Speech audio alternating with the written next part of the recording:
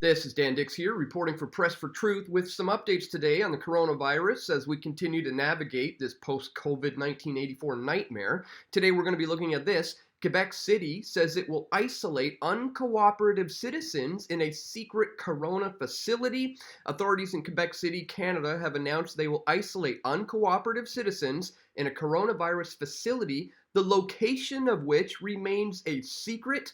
We'll also look at this. Abuse, harassment, and outright disrespect. Family forced off WestJet flight for not masking their 19-month-old baby. Yes, you read that correctly. Here in British Columbia, Dr. Bonnie Henry has ordered bars and nightclubs and banquet halls to shut down once again as they continue to attempt to just completely destroy the economy. Meanwhile, positive COVID tests in no lockdown Sweden hit the lowest rate since the pandemic began. We'll look at this. Sweden close to victory over the coronavirus. Never had a lockdown or any kind of a mask mandate. Imagine that. You know, that's partly the reason why I tweeted at Health Minister Adrian Dix here, saying destroying mom and pop restaurants, muzzling children, canceling church, and enforcing lockdowns and mandatory masks was all for what again? Adrian Dix, you like to talk numbers all day. Why not address these numbers as I posted a chart comparing COVID-19 to the 2018 influenza flu? So we're going to talk about all of that, guys, and much, much more in this video. But before we do, I want to remind you that I am under heavy attack right now.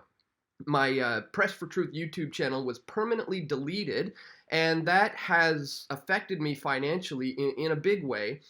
So if you want to support my efforts to continue to bring you this information, please check me out at pressfortruth.ca/donate. Here you can make a one-time donation with PayPal. You can contribute Bitcoin by clicking here. You can become a PFT patron by clicking on that banner there, or you can use the Patreon alternative and sign up for a reoccurring monthly amount. Any amount is greatly appreciated, guys, as I'm continually being heavily censored online for bringing you this information. So if that's something you guys appreciate, please check the links in the description below to find out how you can donate to my efforts here. All right, so we're going to start with this one, guys. Quebec City says it's going to isolate uncooperative citizens in a secret corona facility. During a press conference, Dr. Jacques Girard, who heads up the Quebec City Health Authority, drew attention to a case where patrons at a bar were ordered to wait until their COVID-19 tests came back. But they disregarded the command and they left the premise before the results could come back positive. This led them to being deemed uncooperative and forcefully interned in a quarantine facility. We may isolate someone for 14 days, he said during a press conference, and it is what we did this morning. Forced a person to cooperate with the investigation, and police cooperation was exceptional. The health officials then outlined how the state is also tracking down people for violating their home quarantine and forcefully removing them to the secret facility, guys. Because we've had people isolated at home, and then we saw that person was not at home, so we went to their home, and then we told them, we are isolating you where we want you to be, guys, because that's what this really is all about. It's not about health. It's about complete and utter control. These people aren't even sick. They don't even know if these people are sick. But just because they were being uncooperative, they are now being held in a secret detention facility. Guys, this is mind-boggling.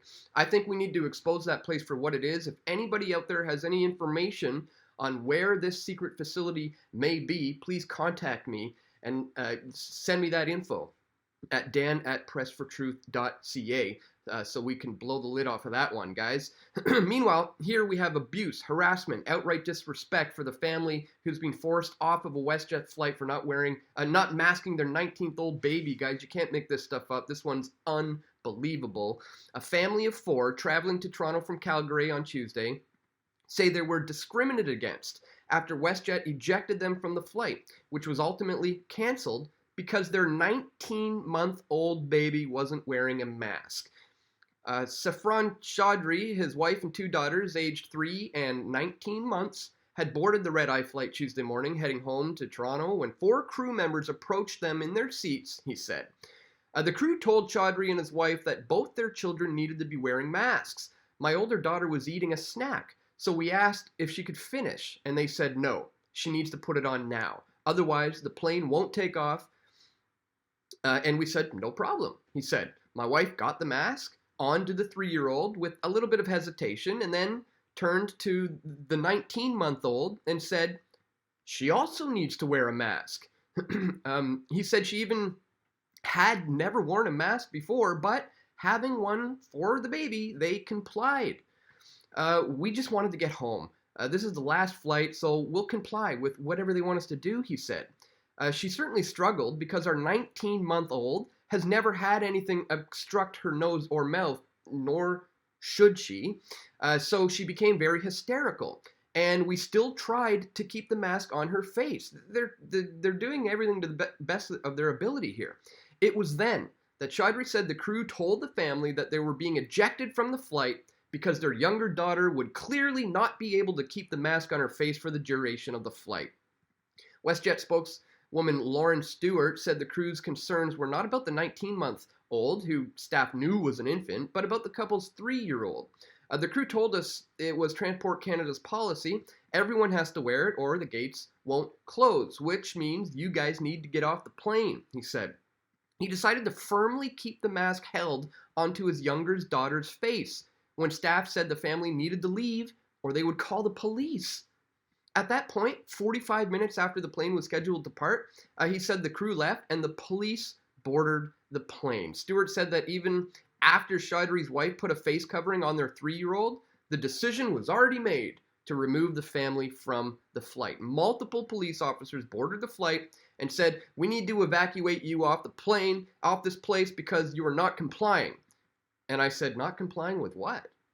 So they said, well, we don't have the exact details. We're just told that there were passengers who were not complying, and our policy is we have to take you off. The 19-month-old had become so hysterical at this point that she vomited in her mask, Chaudhry said. The pilot then announced that all passengers needed to get off the plane for security and safety protocol reasons. Guys, and it just goes on. I'm going to put a link to this article in the description below so you can see and hear the insanity for yourself. Again, we're literally talking about a 19-month-old baby here and a bunch of staff who is clearly watching too much television. Guys, you know, I have a pretty good cure for COVID, for the coronavirus. It's simple. This is all you need to do. Stop watching the mainstream media. Turn your TV off. And magically, poof, just like that, it's gone. It's no longer an issue. It's not going to be a problem in your life anymore. Trust me, guys. Turn your TV off and stop watching the mainstream media. Stop listening to people like Dr. Bonnie Henry, who's trying to destroy the economy here. All for nothing, guys. All for nothing. As the number of COVID-19 cases climbs back up in BC, Provincial Health Officer Dr. Bonnie Henry on Tuesday ordered all nightclubs and banquet halls to close once again. In addition, all liquor sales in bars and pubs and restaurants must cease by 10 p.m. and the establishments must close by 11 unless full meal service is still being provided. And that's going to cause a huge problem for these restaurants and bars, guys. Music or other background sounds, such as televisions, must be no louder than the volume of normal conversation to prevent patrons from having to yell close to other people in order to be heard. It goes on to say here, back in July, as part of Phase 3 of the province's reopening plan, Henry had announced that all patrons attending nightclubs have to be seated at a designated seat. There could also be no liquor self-service or no dance floors, and their establishments were told to take new steps to reduce lineups and choke points. So no dancing, no interactions with other patrons, no leaving your table. Just sit down and shut up. That's the new fun in British Columbia, guys. Again, all for what? As I pointed out in this tweet, again, doing it all for what? You like to talk about numbers all day. Why not address these numbers, guys? And I'll put a link to this chart so you can see what this is saying. This is as of August 5th, 2020. And look at how closely comparable what we're going through right now is to exactly what happened with the flu in 2018. The exact same thing, guys. No need for all this lockdown. No need for any of it. That's why Sweden has been a shining example. That's why this is important to understand here. As the rest of Europe and the world remains under the grip of draconian rules and the threat of new lockdowns, Sweden, which allowed its citizens to remain free throughout the entire pandemic, has pretty much declared victory over the coronavirus. The country has now one of the lowest infection rates on the planet, and it's difficult not to admire how it handled it this past year with no strict lockdown or compulsory face mask rules. All businesses and schools and public places remained open in Sweden for the duration. Sweden has gone from being the country with one of the most infectious in Europe to the safest ones, they say. What we see now is that the sustainable policy might be slower in getting results, but it will get results eventually. So they've proven success over there in Sweden. They didn't have the lockdowns, they didn't have the mask mandates, and guess what? They didn't destroy their economy. Look what's happening in the US, guys. More than half of the households in the 4 largest US cities are struggling financially during the pandemic, the poll shows. There's no question. The coronavirus pandemic has forced many Americans into financial hardship, but a new public health survey has found that it provided a clear picture of the extent of the struggles in the U.S. 4 largest cities. At least half of all the households in these cities, 53% in New York, 56% in Los Angeles, 50% in Chicago, 63% in Houston, reported facing serious financial problems, including depleted savings, problems paying credit cards, and affording medical bills, guys. Half of the people in these cities. And, why aren't we looking at Sweden as an example? Why is Dr. Bonnie Henry continuing to destroy small mom and pop medium-sized businesses? It absolutely makes no sense whatsoever, guys. You got this happening to families here in Canada, and not only the family, the entire flight, mind you, was canceled. All those people were totally screwed over because of this cabin crew who's watching too much television. I forgot to point out that I have a little workaround, loophole solution for this exact scenario. I put out a video here a little while ago titled, "I'm exempt from wearing a mask because I identify as a 2-year-old." I'm not joking.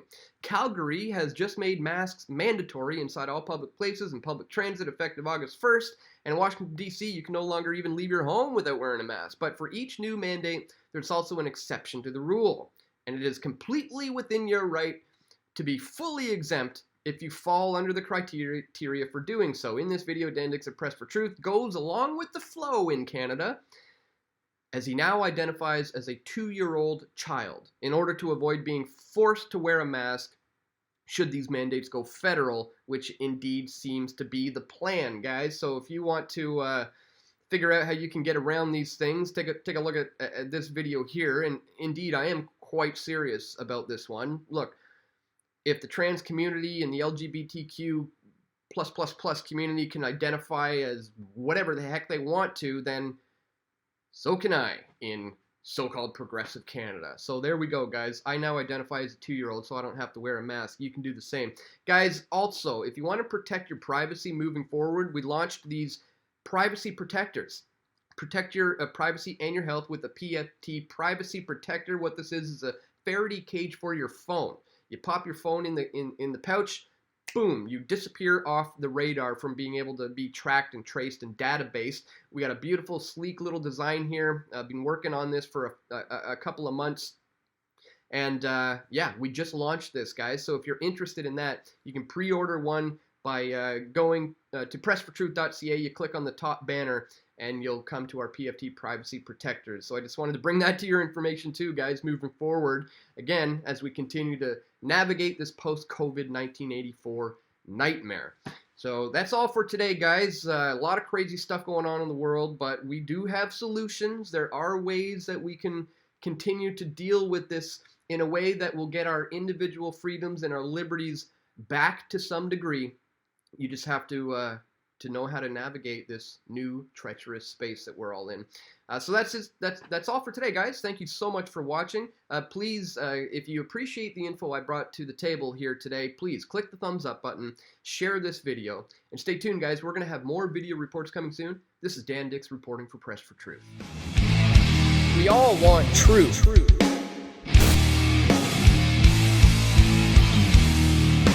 The truth will set you free.